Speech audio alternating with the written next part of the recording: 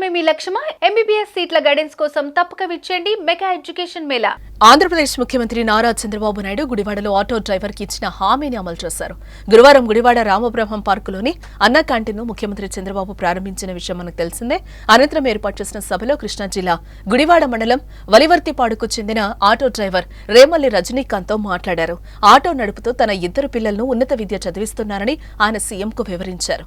రజనీకాంత్ కుమారుడు రవితేజ తాను ఇంజనీరింగ్ పూర్తి చేసి ప్రైవేటు ఉద్యోగం చేస్తూ తన చెల్లి బీడీఎస్ చదువుకు చేదోడుగా నిలుస్తున్నానని చెప్పాడు. అయితే ఆడపిల్ల చదువు కష్టం కాకూడదని రజనీకాంత్ కు ఎలక్ట్రిక్ ఆటో సమకూరుస్తానని చంద్రబాబు హామీ ఇచ్చారు. అయితే ఇచ్చిన హామీ మేరకు గంటల వ్యవధిలో 3.9 లక్షల విలువైన ఎలక్ట్రిక్ ఆటోను అందించారు. కలెక్టర్ డీకే బాలాజీ ఆదేశాలతో ఆర్టీఓ నిమ్మగడ్డ శ్రీనివాస్ గురువారం రాత్రి ఎలక్ట్రిక్ ఆటో తీసుకున్నారు. Gudivada municipal commissioner G Balasubrahmanyam, మాజీ ఎమ్మెల్యే రావి వెంకటేశ్వరరావు రజనీకాంత్ కు ఆటో తాళాలు అందజేశారు. ఇప్పుడు నువ్వు ఆటో కదమ్మా? అవును సార్. సొంత ఆటోనా? సొంత ఆటో సార్. పెట్రోలా డీజిలా? డీజిలే సార్. డీజిల్. దీన్ని ఇప్పుడు ఎలక్ట్రికల్ వెహికల్ గా మార్చుకుంటే నీకు ఖర్చు తగ్గుతుంది కదా? తగ్గుతుంది సార్. ఏమైనా ఆలోచించావా దిశగా? ఆలోచించాను కానీ సార్, అది తీసుకోవాలంటే 3 లక్షల పైన కాస్ట్ అవుతుంది సార్. ఎలక్ట్రికల్ వెహికల్స్ గా కన్వర్ట్ చేసుకుంటే ఆటోమేటిక్ గా నీ కాస్ట్ తగ్గుతుంది, ఖర్చు తగ్గుతుంది, ఆదాయం పెరుగుతుంది. నేను మొట్టమొదటిసారిగా నీ వెహికల్ తోనే స్టార్ట్ చేస్తా.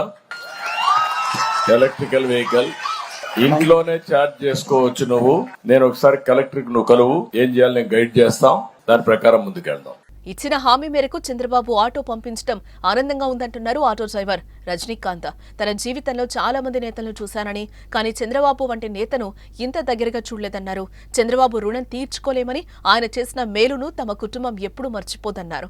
గంటల వ్యవధిలో ఎలక్ట్రిక్ ఆటో సమకూర్చడం నమ్మలేకపోతున్నానని అన్నారు. ఆగస్టు 15వ తారీఖున అన్నా క్యాంటీన్ కి రాష్ట్ర ముఖ్యమంత్రి వర్యులు నారా చంద్రబాబు నాయుడు గారు రావడం జరిగింది గుడివాడ. ఆ రోజు ఆటో డ్రైవర్ల పేర్లు నా పేరు ఇస్తుంటే నేను ఏమనుకున్నానంటే, ఈ ఎదర కుర్చీలో ఉంటామేమో, మైక్ ఇచ్చి మాట్లాడమంటారేమో అనుకున్నాను. అది కాకుండా ముఖ్యమంత్రి గారు పక్కన కూర్చొని చంద్రబాబు నాయుడు గారు పక్కన కూర్చోబెట్టుకొని మాట్లాడి నువ్వేం చేస్తావని అడిగారు. పెట్రోల్ ఆటో తోలుతున్నారా డీజిల్ ఆటో తోలుతున్నారని ముఖ్యమంత్రి గారు అడిగారండి. అడిగినప్పుడు నేను డీజిల్ ఆటో తోలుతున్నాను అన్నాను. ఖర్చు తగ్గే ఉపాయం ఏమైనా ఆలోచించావు అన్నారండి. అడిగినప్పుడు లేదండి, నేను దీన్ని తోలుకుంటా పిల్లలను చదివించుకుంటానికి సరిపోతుందండి, దాని ఆలోచన చేయలేదు అని చెప్పాను. తర్వాత ముఖ్యమంత్రి గారు ఆ సభ అయిపోయినాక వెళ్ళిపోయారండి. కలెక్టర్ గారు నన్ను పిలిచారు.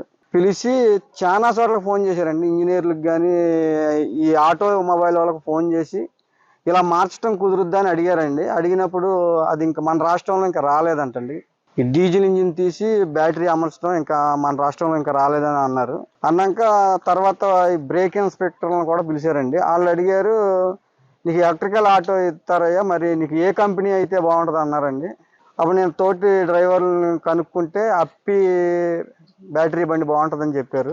అది తీసుకుంటానని చెప్పాను. అది గుడివాడలో కూడా లేకపోతే గుంటూరు నుంచి రప్పించినట్టున్నారండి. సమయం 8 ఆ టైం అయింది. అది వచ్చేసరికి కలెక్టర్ గారు కూడా వెళ్ళేటప్పుడు ఒక మాట చెప్పారండి, ఏ టైం అయినా బండి వేసుకొని ఇంటికి వెళ్ళమన్నారు, మిమ్మల్ని బండి తీసుకొని ఇంటికి వెళ్ళమని చెప్పారండి. ఆ బండి వేసుకొని నేను ఇంటికి వచ్చానండి.